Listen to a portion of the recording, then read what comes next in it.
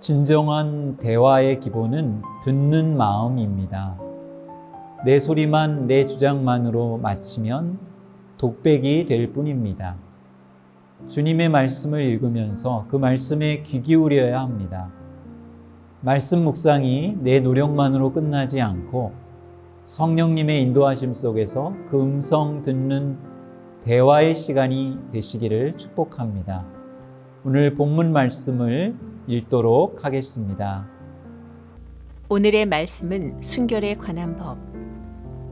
신명기 22장 25절에서 30절까지입니다.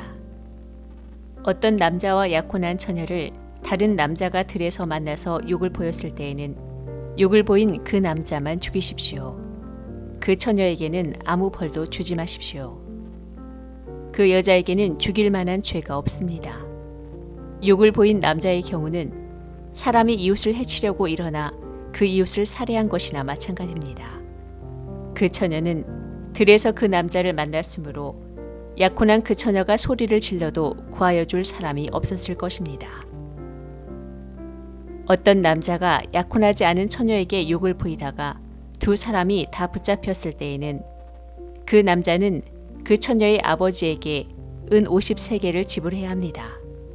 그리고 그 여자에게 욕을 보인 대가로 그 여자는 그의 아내가 되고 그는 평생 동안 그 여자와 이혼할 수 없습니다.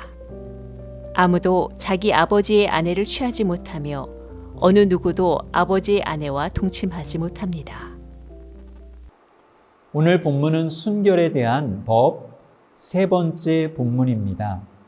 순결에 대한 법에서 결혼에서 순결을 요구하는 법을 살펴보았고 오늘 본문은 마지막으로 강간에 관한 법입니다. 강간은 내가 순결을 저버리는 것이 아니라 순결을 잃어버리도록 위협받고 협박받고 유혹받는 그런 일이죠. 순결하지 못하도록 상대방에 의해 당할 때가 있음을 말하고 있습니다.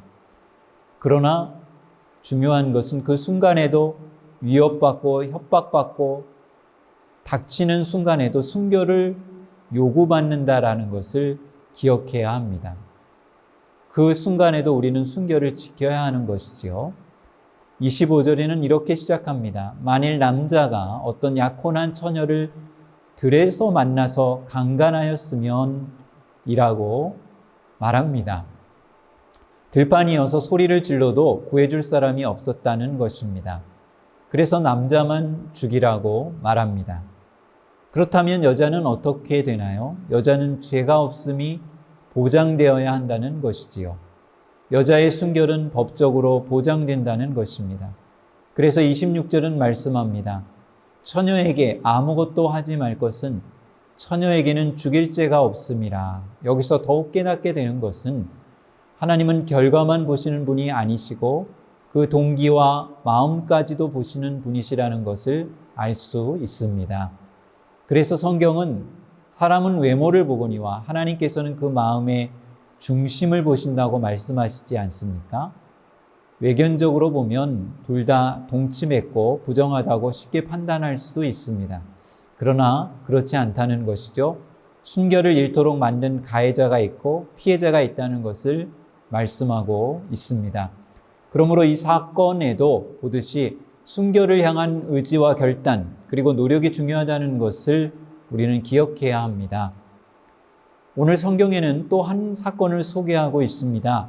28절에 보면 만일 남자가 약혼하지 아니한 처녀를 만나 그를 붙들고 동침하는 중에 그 두 사람이 발견되면 이라고 말합니다. 여기서는 약혼하지 아니한 처녀이었기에 간음죄는 아닐지라도 그 처녀의 아버지에게 은 50세겔을 배상하고 욕보인 처녀를 평생 책임져야 한다는 것을 말씀하고 있습니다. 당시 고대 사회의 문화는 여자와 아이들은 남자의 소유로 여겨지던 사회입니다. 오늘날 시대의 가치관에 따른 형벌과 보상을 따진다면 보다 더 강화될 수도 있겠고 또 그 보상의 당사자가 달라질 것입니다. 예를 들면 은 50세겔을 결혼하지 않은 여자의 소유자인 아버지에게 오늘 율법에서는 주라고 하지만 오늘날이라고 하면 여성 당사자에게 보상하라고 하겠지요. 그러나 중요한 것은 비록 당시 사회 속에서 약자였고 인권이 보호받기 어려운 여성이라고 할지라도 순결에 대한 하나님의 율법을 통해서 안전장치와 보호장치를 하나님께서 마련해 놓으셨구나 하는 것을 깨닫게 됩니다. 가정과 부부의 순결을 원하시는 하나님의 율법을 통해 순결이 무너지고 가정이 파괴되지 않도록 하셨음을 알 수 있습니다. 예수님의 말씀을 보면요, 하나님께서 부부의 순결에 대해서 어떤 요구를 우리에게 하고 계신지 선명하게 이해할 수 있습니다. 예수님께서는 그러므로 사람이 부모를 떠나 아내와 합하여 한 몸이 될지라 그러므로 둘이 아니요 한 몸이니 하나님께서 짝지어 주신 것을 사람이 나누지 못할지니라 이렇게 말씀합니다. 남녀가 동등한 권리를 가진 그런 두 사람이 만나서 온전한 한 몸이 되어야 하는 것, 그것이 부부이고 또 결혼임을 말씀하고 있습니다. 그리고 이 한 몸은 사람이 나눌 수 없다고 말합니다.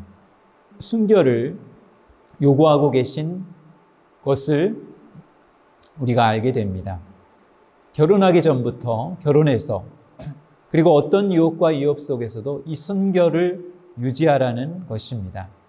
그런데 이 순결은 하나님과 우리의 관계 속에서도 그대로 적용됩니다. 하나님과 우리는 세례를 통해서 한 몸이 되었습니다.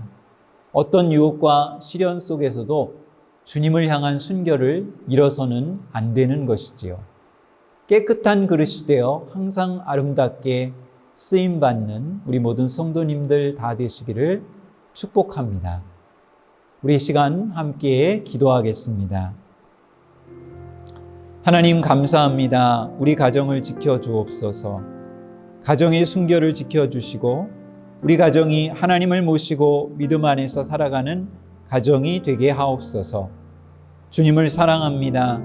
순수한 마음으로 진실되게 섬기게 하옵소서. 깨끗한 그릇이 되게 하옵소서.